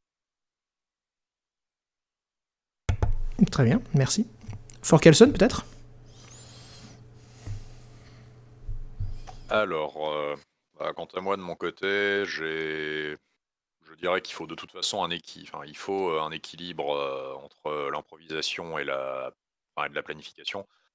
Je dirais que la planification peut être utile pour cadrer, enfin pour au moins mettre en place un certain cadre. L'improvisation, de toute façon, est indispensable, vu qu'effectivement, comme ce qui a été souligné précédemment, les joueurs ne feront pas ne feront pas ce que vous voulez.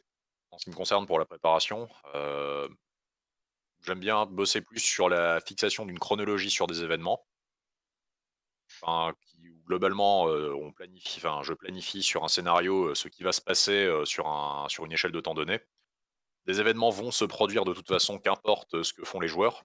Après, est-ce que les joueurs vont interagir avec, ou non? Ça reste à voir. Après, j'essaye quand même de m'arranger pour que, les joueurs, s'impliquent dans les événements chronologiques. Après, la difficulté à gérer par rapport à ça, c'est, surtout de gérer la manière dont, les différents éléments vont, s'influencer mutuellement.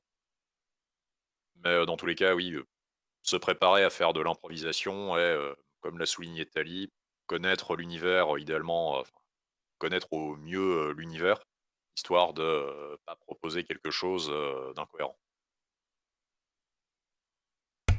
Merci. Alandal, peut-être.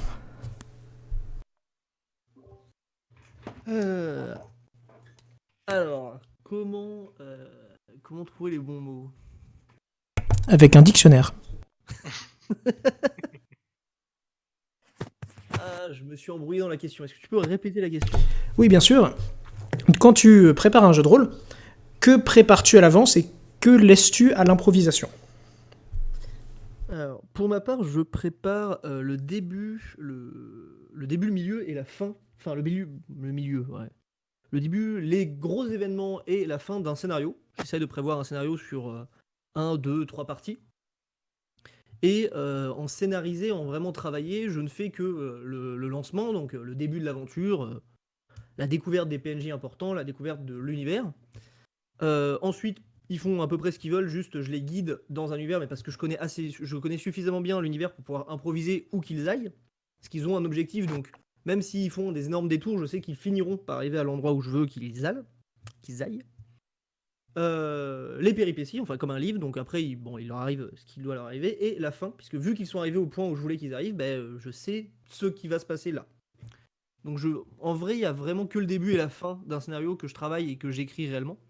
Le reste n'étant que géré avec les différents cas, les différentes rencontres qu'ils vont faire. Donc beaucoup d'improvisation. Parfait. Qu'en est-il pour ta part, Traquenard? Je dirais que ça dépend essentiellement du jeu dans lequel on va jouer, du système. J'aurais par exemple tendance à planifier ma partie en amont et à écrire beaucoup plus pour un scénario d'horreur ou comment dirais-je, d'investigation que pour un autre type de jeu. Dans le sens où c'est beaucoup plus difficile, du moins je trouve, de mettre en place une atmosphère sombre, noire ou de ce type, à moins vraiment de se ruiner la santé. Dans le sens où, pour moi, le point positif de la planification, c'est que pendant la partie, en tant que jeu, vous serez plus au calme, là où faire de la full improvisation, c'est pesant. Prévoyez des Doliprane. Si la partie est longue, d'autant plus. Ce que j'ai tendance de façon pratique à avoir sous la main, ce sera de façon générale une liste avec des noms de personnages. Parce que même si vous improvisez, si vous dites 3 fois le même nom, ah bah lui c'est John machin. Ah mais on l'a déjà rencontré. Ah merde. Donc prévoyez éventuellement une liste. Faites des traits et notez quel personnage était où et quand vous l'avez utilisé. Peut-être également la liste des monstres, la liste des rencontres, avec s'il y a du stuff à donner, ce qu'il y a à donner. Après, encore une fois, si vous avez prévu une rencontre et qu'elle ne se passe pas à un moment prévu, rien ne vous empêche de la mettre à un autre moment. Ça, c'est à vous de le savoir. Quand vous improvisez, les gens, encore une fois, et vos joueurs ne le savent pas. À moins que vous fassiez vraiment du mauvais taf, et du coup ça va se voir. Mais de façon générale, les joueurs ne le verront pas. De la même façon et en termes d'inspiration, je pense qu'il faut utiliser le background comme une source de planification. C'est-à-dire que si vos joueurs ont préparé un background auparavant ou que vous leur en avez donné un, l'utiliser, dans votre partie pour leur montrer que vous connaissez leur personnage et vous allez soit leur donner des informations sur leur personnage, sur leur passé, un objet qui est en lien avec ce qu'ils ont pu faire avant, ça va vraiment donner du piquant et ça, c'est des choses qu'il faudra faire à l'avance. L'improviser, c'est plus chaud, d'autant que l'histoire des gens change. Contrairement à Landal, je prépare rarement la fin en avance, le début, quelques éléments du milieu, mais quasiment jamais la fin.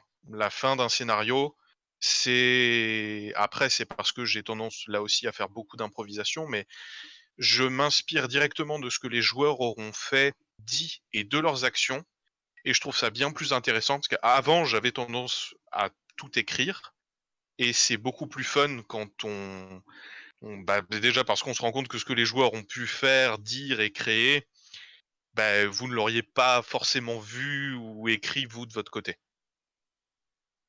Voilà. Merci bien. Et en ce qui me concerne, moi j'écris ni le début, ni le milieu, ni la fin. Moi j'écris le lore. C'est-à-dire que j'ai tendance à jouer dans des univers où soit il y a tout à créer, soit où je crée tout moi-même. Et le résultat, c'est que c'est la situation dans laquelle les joueurs se trouvent qui va déterminer ce que je fais.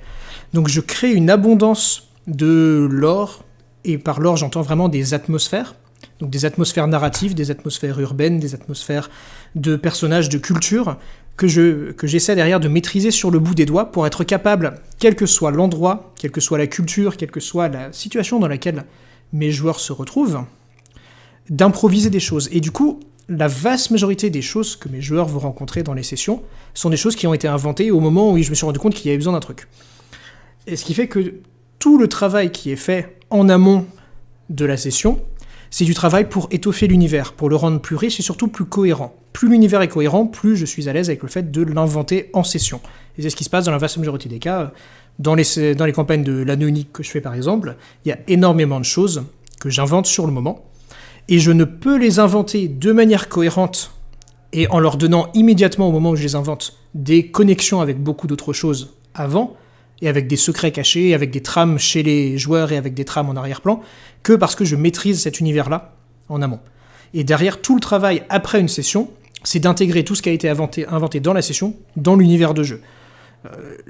Dans une session qu'on a fait hier, un joueur au débeauté a voulu jouer à un jeu auquel jouaient des marins sur place, et il a fallu inventer au débeauté le jeu. J'ai pu l'inventer parce que je savais à quoi ressemblait la culture de ces marins, parce que je savais quelle était la dynamique qu'ils auraient en jouant et comment ils auraient joué avec des joueurs, et du coup j'ai pu inventer un jeu qui était relativement cohérent avec cet univers-là et ce moment-là.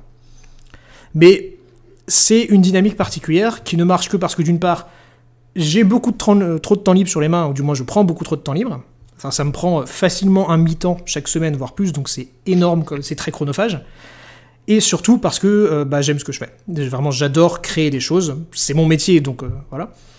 Je ne le recommanderais pas à tout le monde, mais ce que je recommanderais, c'est que c'est beaucoup plus facile d'improviser sans information si vous avez l'esthétique générale de votre univers de jeu et de la situation. Parce que du coup, vous êtes libre d'improviser puisque ça sera cohérent avec l'esthétique. C'est pas grave si votre personnage il a pas de passé au moment où vous l'inventez, c'est pas grave si votre endroit il a pas de passé, parce que comme vous êtes conscient il est à cet endroit-là, du coup, dans cet endroit-là, instinctivement, je sais qu'il pourrait faire partie soit du peuple qui y est maintenant, soit de l'un des peuples qui est précédemment. Je sais que il est à cet endroit-là, je sais à quoi ressemble la géographie de la région, donc pourquoi est-ce qu'il serait là ? Je peux l'inventer en 5 ou 10 secondes. Donc tous les facteurs déterminants, ceux qui sont suffisants pour qu'un joueur prenne l'endroit comme étant vivant, je les ai. Et tout ça, je peux le réquisitionner au dernier moment. Ça demande beaucoup de pratique, ça demande énormément de mémoire sélective, c'est pour ça que mes joueurs vous diront que la seule mémoire que j'ai, c'est pour tout ce qui se passe en JDR et le reste, j'oublie tout. C'est faux. Et ça demande aussi, une certaine latence créative pour se laisser la possibilité parfois de créer des choses qui ont l'air étranges et de derrière les harmoniser avec le lore. Donc, je ne sais pas ce qu'en pensent mes joueurs dont mes 4 co-religionnaires sur ce vocal font partie, mais je pense que j'arrive à ne pas trop mal m'en sortir pour créer ce sentiment de cohérence, alors que entre 60 et 70% du contenu des sessions est complètement inventé sur place. Alors, Mais parce que... Vas-y, Thalie. tu es très cohérent et c'est toujours un plaisir de jouer avec toi.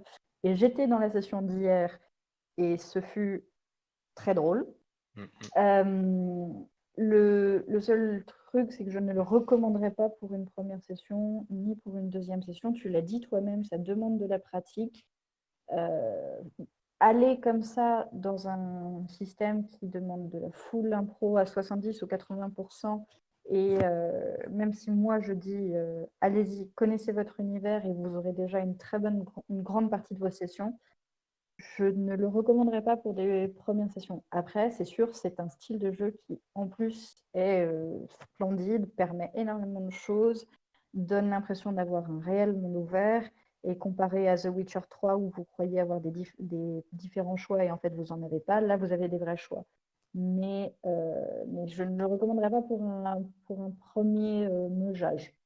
Après, Ni même pour le deuxième, ni même pour le 10e. C'est plus... Le point que je voulais mettre en avant était vraiment l'idée de l'esthétique.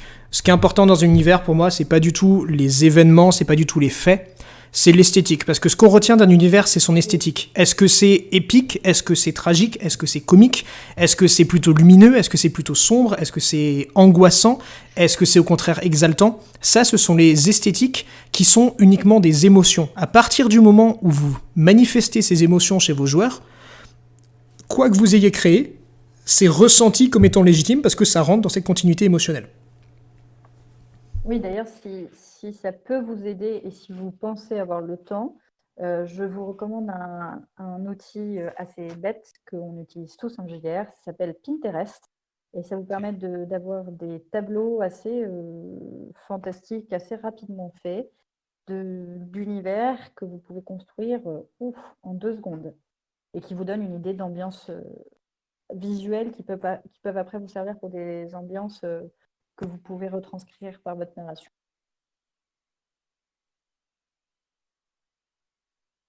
Tu voulais ajouter quelque chose, je crois, Tragnar ? Non, j'ai juste cette phrase de Churchill qui me vient à l'esprit. Il disait que faire des plans, c'est bien souvent inutile, mais que la planification est essentielle. Et là, c'est clairement ce que tu dis, dans le sens où tu ne crées pas un plan, tu crées un univers où tu vas pouvoir aller piocher des éléments et rester dans une continuité logique en fonction de ce que tes joueurs vont faire. Et c'est justement ça qui crée l'immersion et qui fait que ça fonctionne. Et c'est faisable pour un débutant parce que certains livres de règles aujourd'hui sont très bien réalisés. Mais en effet, aller sur du full impro, j'ai tendance à rejoindre ce que dit Thalie. Tout à fait, voilà. Je ne vous le recommande pas, mais gardez à l'idée, voilà, que ce qui se passe avant la session et ce que vous avez en tête, c'est pas ce qui est important, c'est comment ressentent les joueurs ce que vous avez face à vous. C'est ça qui va dire s'ils apprécient ou pas. Vraiment. Et ce ressenti, vous pouvez le manipuler avec votre préparation d'informations ou avec aussi une maîtrise esthétique et émotionnelle de votre contexte de jeu. Mais voilà. À ne pas recommander pour une première, ni même pour une 10e masterisation, sauf si vous êtes vraiment très très fort, auquel cas je serais très impressionné et je veux jouer avec vous le jour où j'aurai le temps, c'est-à-dire probablement après ma mort. Bref. Non mais je reviendrai au bout du 3e jour, c'est bien connu. Ouais. Un petit conseil pour les MJ, n'essayez jamais d'imiter Grand Druide, Haut-Druide, pardon, ou Melkib, qui a beaucoup trop de temps libre et beaucoup trop... et pas du tout assez de sommeil dans les pattes. N'imitez jamais ça et surtout ne vous mettez jamais ça comme objectif à atteindre. La plupart des MJ s'en tirent très très très très bien, font des excellents scénarios et des excellents univers sans y passer autant de temps. Sans sacrifier leur vie sociale. Je l'ai pas sacrifié, j'en ai pas à la base. J'élargirais même en disant de ne pas chercher à imiter qui que ce soit, trouver votre propre style, c'est encore comme ça qu'on s'en sort le mieux. Exactement. Parole de sagesse, en effet. Tout à fait, tout à fait, tout à fait. On a encore un peu de temps, je pense, pour une, voire 2 questions. Du coup, il en restait 3, donc on va en sauter une, au pire on y reviendra. Dans une autre fois, ou par écrit pour ceux que ça intéresse, qui était comment gérer le rythme de la narration. Donc, pour ceux que ça intéresse, sur le Discord, communiquez avec nous. ou sur le chat du Twitch, et on y répondra en temps voulu. En vocal, eh bien, tout simplement, quelles sont pour vous les bonnes qualités d'un MJ ? Quelles sont les qualités qui vont différencier un bon MJ d'un MJ, on va dire, qui n'est pas très enthousiasmant ?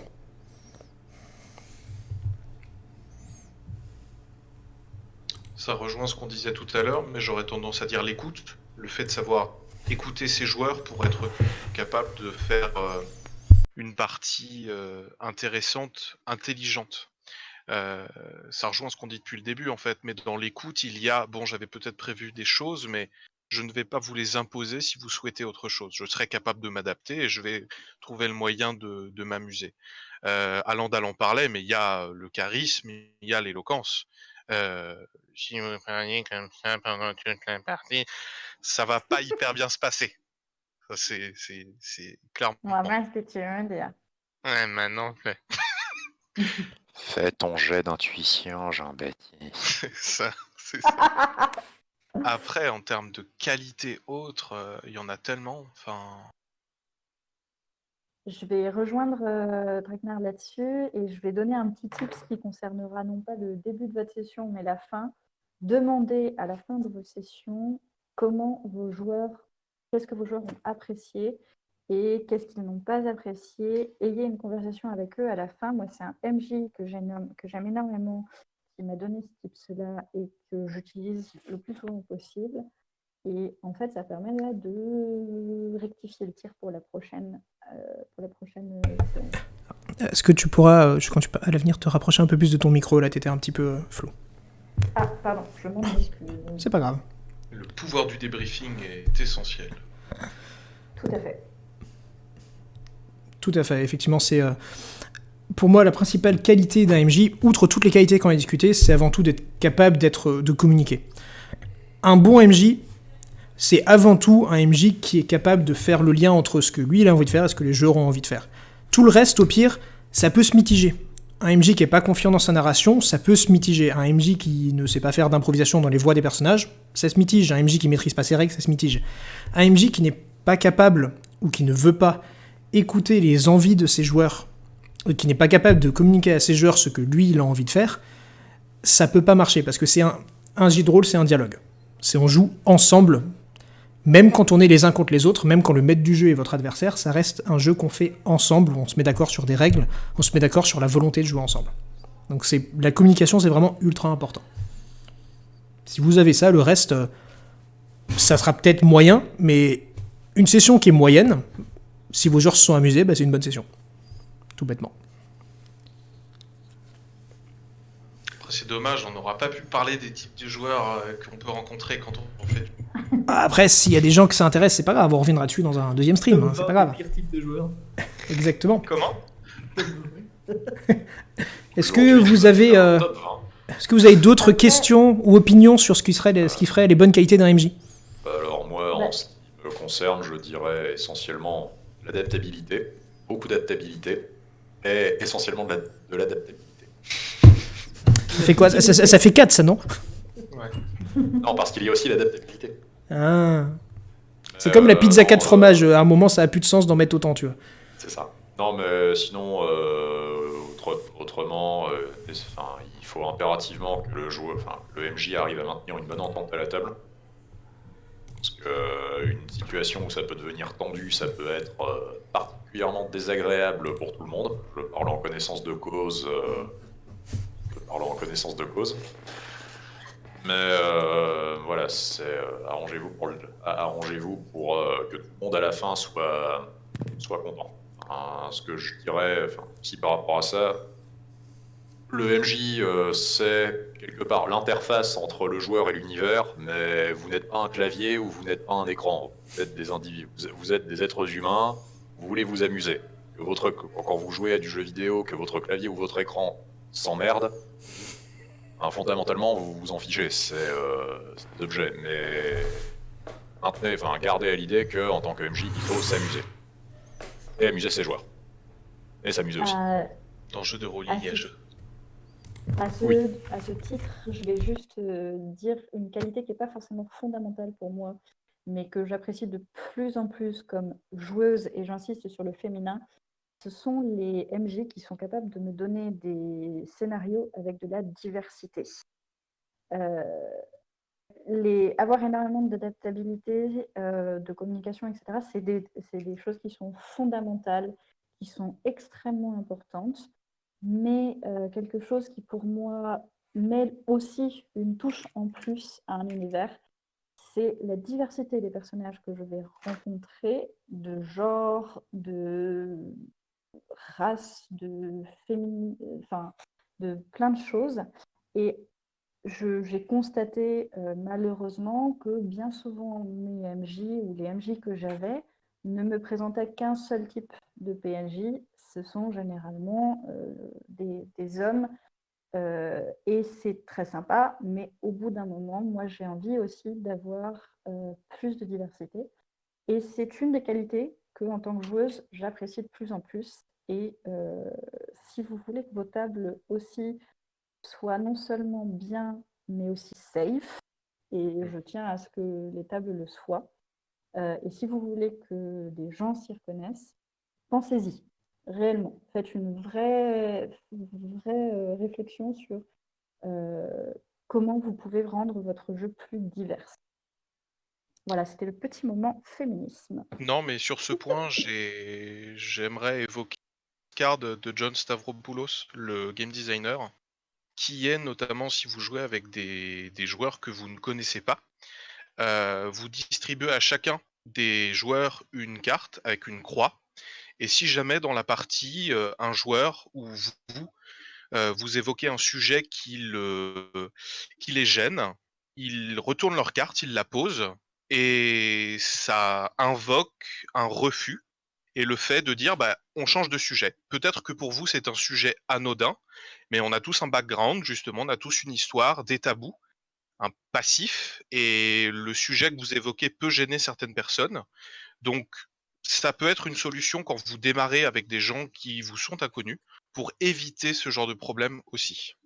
Tout à fait, cela dit, ça c'est une partie de la question que Tali voulait évoquer, si j'ai bien compris. Il y a aussi la question de la représentation, qui est que la manière dont vous présentez votre monde au regard des joueurs est indicative non seulement de la nature du monde, quels sont les ordres et les règles et les dynamiques de pouvoir et d'interaction entre les personnages dans le monde qui régissent cet univers, mais aussi de votre vision du monde.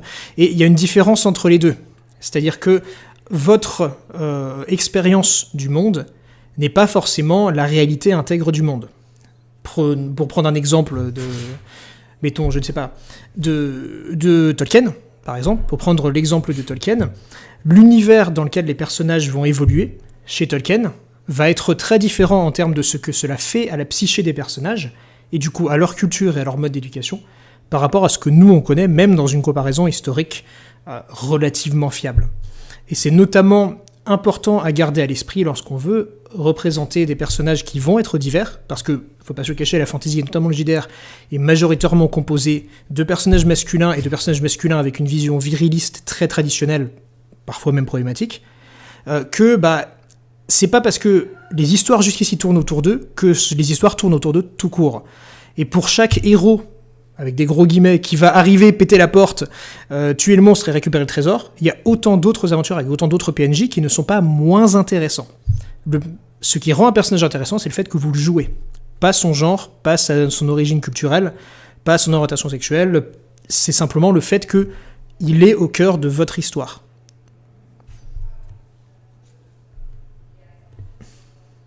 Tout à fait. Ouais. Mais je pense que ce que JB disait était assez intéressant aussi et peut répondre à des questions pour des jeunes MJ qui vont avoir à gérer ce genre de choses et que moi j'aurais apprécié d'avoir dans certaines circonstances. Il y a des jeux de rôle qui sont aussi plus violents que d'autres et il faut aussi en tant que MJ, notamment si c'est votre première fois, réfléchir à la gestion de cette violence qui n'est pas forcément, contrairement à ce qu'on pourrait le penser, aussi facile à gérer que la violence dans un jeu vidéo où il est très facile de tuer la personne d'en face. Tout à fait, et je rebondirai aussi là-dessus pour dire que en tant que MJ, vous n'êtes pas non plus obligé d'accepter tous les comportements de vos joueurs. vos joueurs sont certes là pour passer un bon moment, vous n'êtes pour autant pas tenu d'accepter sans contester, voire d'accepter tout court, des comportements que vous jugez problématiques ou des opinions que vous jugez problématiques. Le fait de proposer une partie de jeu de rôle, c'est au mieux un privilège, au pire un accord commun. Ce n'est pas une faveur que eux vous font de participer à votre jeu. Et des joueurs qui ont des comportements qui peuvent être toxiques, qui tiennent des propos qui vont vous gêner ou vous offenser, ou qui vont être problématiques dans ce qu'ils disent de leur rapport au monde réel, c'est aussi votre droit de les recadrer si vous en avez la force mentale et morale, ce qui n'est pas toujours le cas, ou simplement d'avoir une discussion avec eux pour pourquoi ça vous a gêné, ou simplement effectivement de les kick de votre table si c'est si vous êtes simplement pas suffisamment à l'aise avec cette personne ou avec la situation pour avoir cette question. Et ce que tu mets dans le chat, la carotte véloce, n'est-ce pas? Parce que c'est comme ça qu'on va t'appeler. Check your privilege, c'est pas la question de tu n'as pas le droit d'avoir ton privilège. C'est la question de sois conscient de ce que ce privilège veut dire de ton rapport au monde. Et ce privilège, il est réel aussi dans le rapport qu'on a au monde fictif.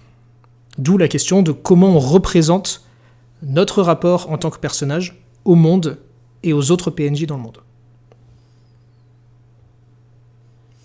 Encore une fois, l'essentiel, c'est aussi d'en parler avant, parce que vous allez peut-être jouer dans des univers où vraiment il existe des violences. Ça fait partie de l'univers de jeu, c'est établi. Mais de fait, c'est bien dans ces cas-là de parler de ces sujets-là. Tout à fait. Parce que clairement, savoir ce qui peut rendre mal à l'aise les joueurs en face, c'est quelque chose de plutôt bien. Oui. Des situations incongrues. Exactement. Et d'ailleurs, ça fluidifie énormément votre relation avec les joueurs. Et ça, c'est une très bonne chose. Je pense que du coup, nous sommes arrivés à la fin de ce temps d'activité et donc de stream.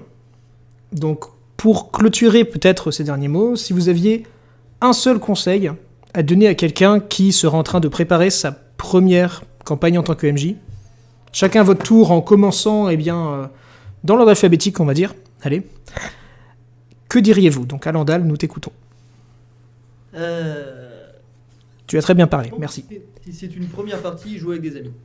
Ne joue pas avec des inconnus, joue avec des personnes qui te connaissent déjà et qui connaissent ta manière de... En fait, des personnes avec qui tu t'entends déjà bien, qui vont pouvoir accepter tes erreurs et les longueurs que tu pourras avoir. Je pense que c'est le plus important. Le reste, à la limite, ça va se faire tout seul. Effectivement. Forkelson?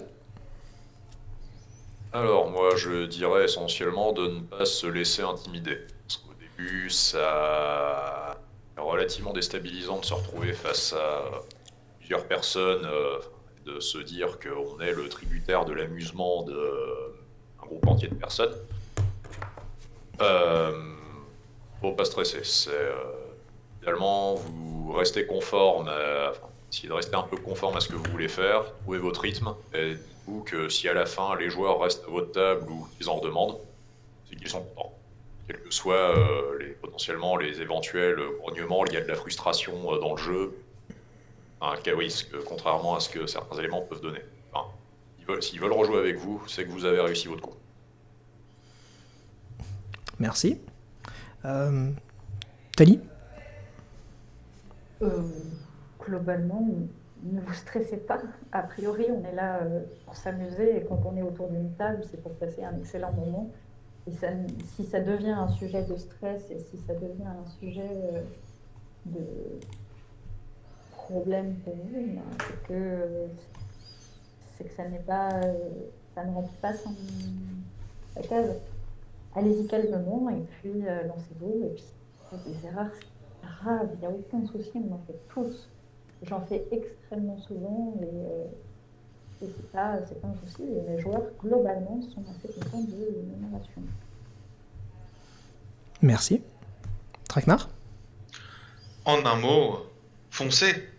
Si vous en êtes à dire est-ce que je dois faire du drôle, est-ce que je suis prêt, c'est que vous êtes prêt. Allez-y, essayez.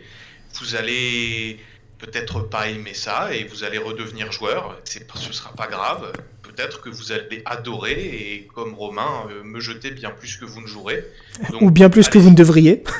Mais pour moi, voilà, faut se lancer, faut y aller. C'est l'instant Oncle Benz. Lancez-vous. Exactement. Et ben moi, je rebondirai là-dessus pour dire si je n'avais qu'un conseil à vous dire, c'est que foncièrement, faire du jeu de rôle, c'est se faire plaisir avec d'autres gens. À partir du moment où c'est ce que vous avez fait à la fin de votre session, tout le reste, tous les échecs, tous les trucs, toutes les insatisfactions, ça s'oubliera. Et généralement, les moments dont on parle, 10 ans plus tard, 20 ans plus tard, c'est les moments qui n'étaient pas forcément ceux qui étaient scriptés, juste ceux dans lesquels on s'est le plus amusé, avec des gens avec qui on s'entendait bien, et ça donne des choses assez mémorables, comme par exemple la mélasse dans la barbe d'un personnage. La mélasse. Voilà. Mais tu parlais des événements drôles, mais parfois c'est ceux qui sont pas drôles, mais au contraire qui ont une atmosphère beaucoup plus, pas forcément lourde, mais sérieuse, et notamment l'histoire de l'arbre. Mais Exactement. Très bien, et bien, merci à tous, merci à ceux qui ont suivi ce stream. On vous dit à une prochaine fois peut-être. Si ça vous a intéressé, que ce soit donc pour nos amis des éclaireurs, pour nos amis du Darranverse ou pour d'autres éventuels, vous savez où nous trouver pour nous poser des questions, pour nous demander plus de choses de ce genre-là. Et sinon, bah, écoute, j'espère que ce n'était pas du temps perdu. Merci à mes co-invités et à mes estimés compagnons d'être venus intervenir, dire des choses vachement plus intéressantes et vachement plus sages que ce que j'aurais pu faire tout seul. Donc, vous êtes des gens cool, merci d'être venus. Merci à toi pour l'invitation, en espérant que ça a pu Ouais, être merci, utile et intéressant pour ceux qui nous ont Exactement. écoutés. Et puis, bah, dites-nous si ça vous a intéressé, si vous voulez des choses similaires, parce que bah, on n'a pas de temps, mais on a de l'envie de le faire, donc on est motivé pour le faire. Voilà. Bonne soirée à tout le monde, et à bientôt. Stay safe at home. Exactement. Stay safe, be kind, and be nice. Ne sortez pas.